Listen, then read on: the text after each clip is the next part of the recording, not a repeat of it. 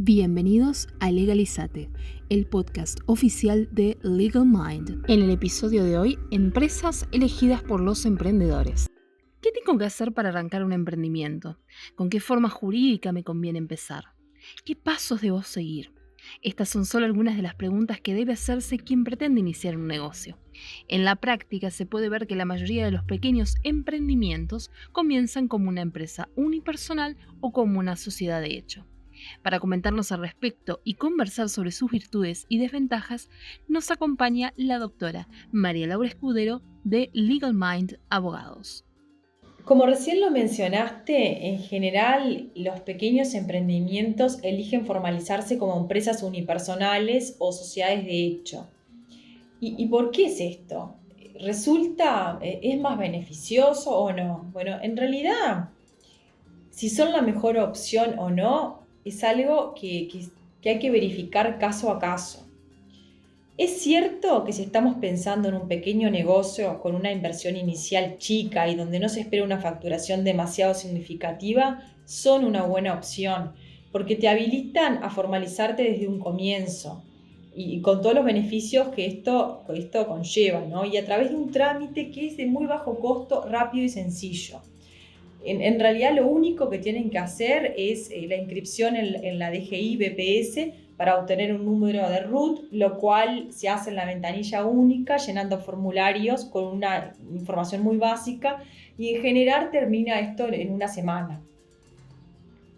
Formalizarse te beneficia por diferentes motivos. Desde el punto de vista comercial tiene la ventaja en cuanto a la reputación que puedas tener frente al cliente, a los proveedores, que puedas emitir una factura, poder ofrecer diferentes medios de pago, te genera ya de por sí una buena imagen y te posiciona mejor frente a la competencia. A su vez, a los titulares les permite mantener cobertura de BPS, vas a tener acceso a FONASA mediante aportes que son muy bajos, vas a tener acceso a financiación directa y a su vez vas a tener la posibilidad de elegir un régimen tributario más beneficioso como puede ser el monotributo o el monotributo MIDES o de pequeña empresa, siempre y cuando obviamente se cumpla con las condiciones de cada régimen y toda esta información la podemos ver en la página de DGI que está disponible para todos. ¿Cuál es la diferencia entre uno y otro? La diferencia básicamente entre lo que es las empresas unipersonales y las sociedades de hecho, básicamente es que en uno, como el nombre lo indica, en la empresa unipersonal hay un único titular y en la sociedad de hecho tienen que ser 2 o más socios. La empresa unipersonal no tiene personería jurídica. La consecuencia de esto es que todos los activos que ingresan a la unipersonal ingresan al patrimonio de su titular, o sea que se confunden con lo que ya tú tenías.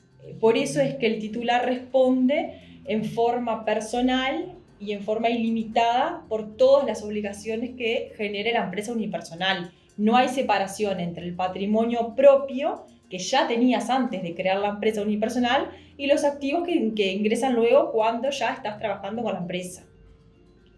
Es importante indicar que la empresa unipersonal puede contratar dependientes y en este sentido hay que tener en cuenta que para aportar como monotributo puede tener solamente un empleado. Esto es importante tenerlo en cuenta. Y la cobertura médica que se le otorga al titular a su cónyuge o concubino o hijos se mantiene siempre y en tanto no tenga más de 5 empleados. La sociedad de hecho, por su parte, como decíamos, la principal diferencia que tiene respecto a la unipersonal es que estamos hablando de varios socios. Pero son socios que emprenden un negocio juntos sin tener un contrato que regule esa relación, sin adoptar un tipo social específico. Y por eso justamente la referencia a que son de hecho. En la práctica existen, pero los socios no hicieron más nada que la inscripción en la DGI para obtener el RUT. Para la constitución y apertura, tanto de uno u otro se requiere el documento de identidad o pasaporte y acreditar el domicilio.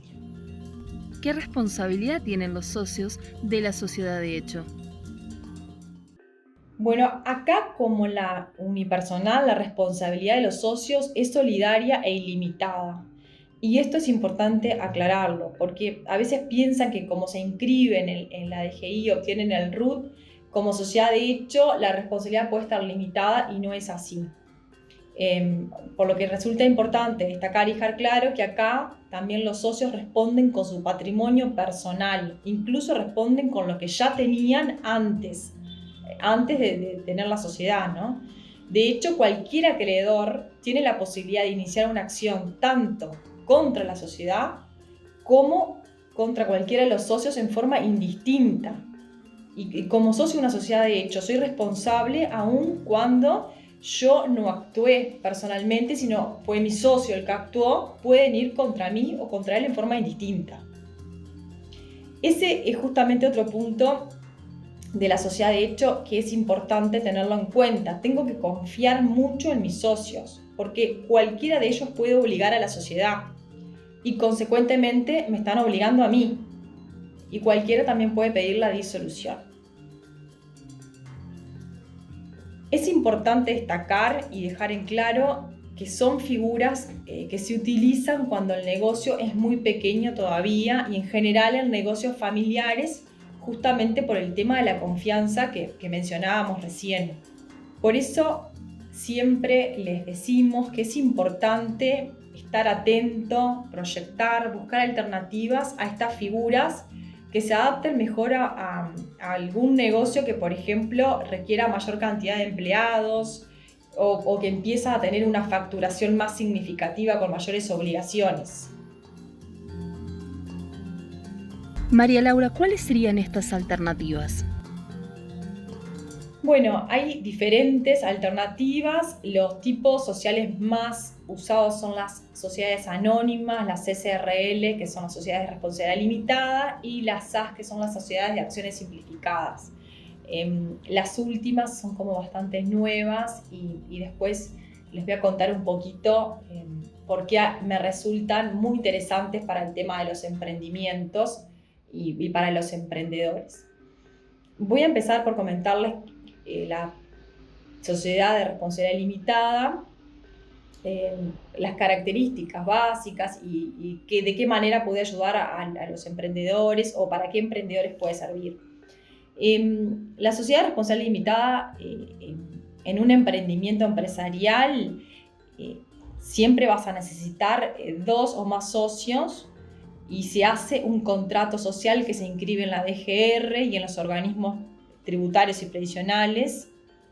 En caso de que los socios no sean residentes uruguayos, necesitan una persona uruguaya residente representante de la SRL para que responda frente a todos los tributos ante la DGI. ¿Cómo se crea esta sociedad o qué mecanismos tenemos? Tenemos un mecanismo bastante rápido y eficaz que es el de empresa en el día, en el cual no podés elegir la denominación, pero podés establecer un nombre de fantasía. Y después tenés el método tradicional, en el cual sí podés elegir los nombres, pero ya te lleva mucho más tiempo. El tipo social de SRL permite participar de una actividad comercial y lo fundamental de este tipo social es que permite limitar los riesgos. Los riesgos se dividen y se distribuyen entre los socios, quienes van a limitar su responsabilidad en función de su cuota social. Entonces, me parece importante destacar esto, que es la limitación de la responsabilidad en este tipo social. Para hacer una SRL, como lo habíamos mencionado, necesitas un mínimo de 2 socios, los cuales tienen que ser mayores de edad y contar con un documento de identidad vigente, cédula de identidad en caso de ser uruguayos, DNI en caso de ser argentinos o pasaporte de otros países en caso de tener otra nacionalidad. Luego están las sociedades anónimas, que sirven para emprendimientos empresariales que se llevan a cabo en conjunto con 2 o más socios. Es un tipo de sociedad en el que el capital se divide en acciones, las que podrán representarse en títulos negociables. Y acá también lo importante es que la responsabilidad de los accionistas se limita a la integración de las acciones que suscriban. Al igual que la SRL, se requiere un mínimo de 2 socios, los cuales deben ser mayores de edad, contar con documento de identidad vigente. Y en el caso que los socios no sean residentes uruguayos, necesitan una persona uruguaya residente que represente a la sociedad para responder frente a los tributos ante DGI. La constitución de este tipo social es a través del otorgamiento del estatuto social que se inscribe en la DGR y en los organismos tributarios y previsionales. También se tiene la posibilidad de crear este tipo social mediante empresa en el día, que es un mecanismo más ágil, o por el método tradicional, que sí te lleva mucho más tiempo. Aproximadamente empresa en el día te lleva 7 días y el mecanismo tradicional unos 90 días más o menos. Este tipo social, lo importante, estos dos últimos tipos sociales, tanto la SRL como la SA, lo importante es que limitan la responsabilidad. Tú no respondes con tu patrimonio personal.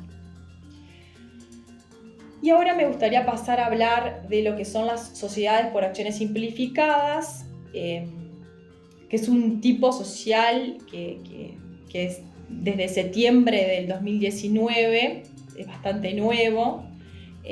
Se trata de un tipo de sociedad comercial que posee también personería jurídica y que se caracteriza por permitir que su patrimonio sea independiente a los de sus titulares. O sea, esto es importante porque esto representa menores riesgos para los emprendedores y sus finanzas.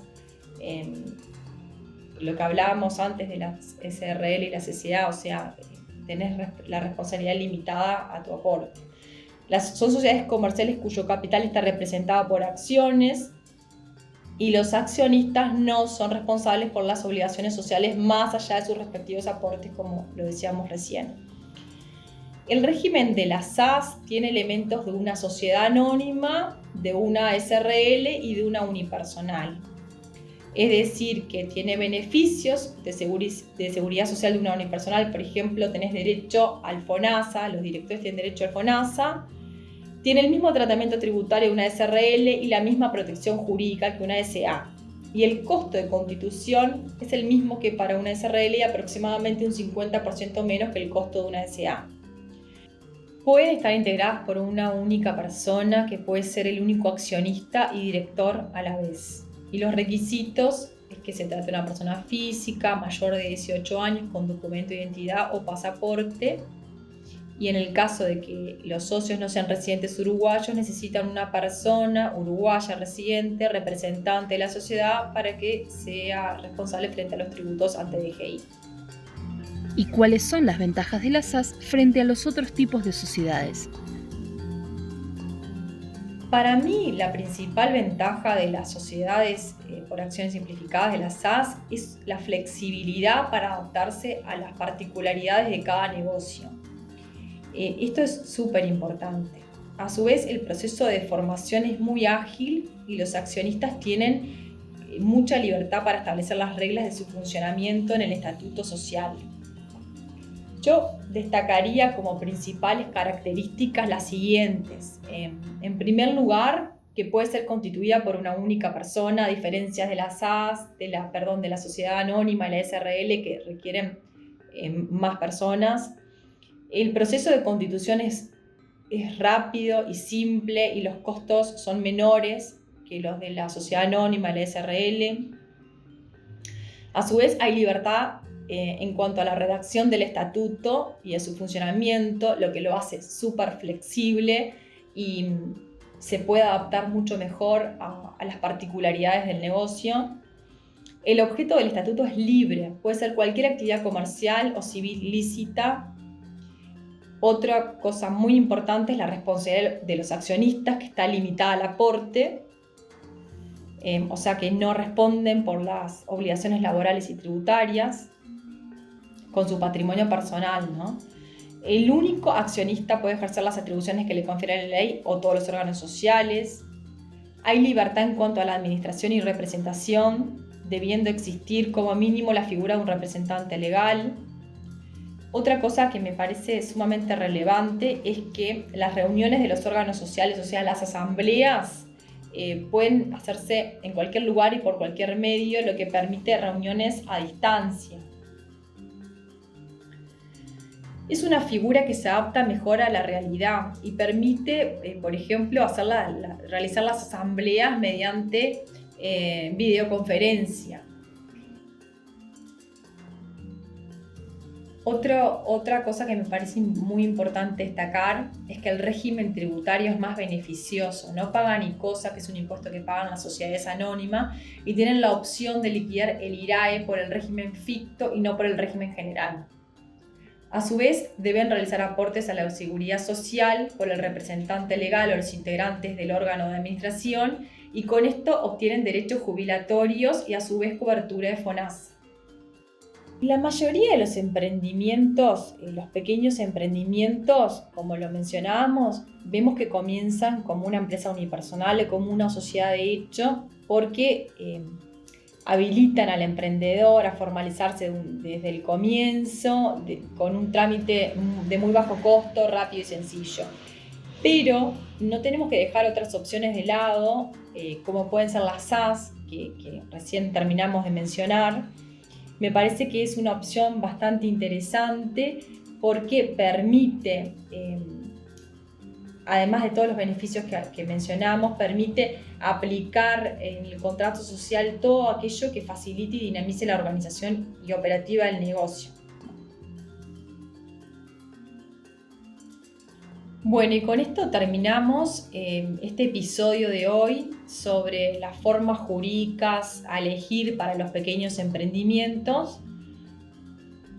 Las opciones más elegidas son la empresa unipersonal y la sociedad de hecho, pero entiendo que no hay que dejar de lado, no hay que dejar de evaluar el caso concreto, porque cuando estamos frente a un negocio que ha crecido, frente a un emprendimiento que ya tiene una facturación más alta o que tiene más empleados, una opción interesante es, por ejemplo, la SAS, por todo lo que habíamos mencionado. Me parece que es importante destacarlo.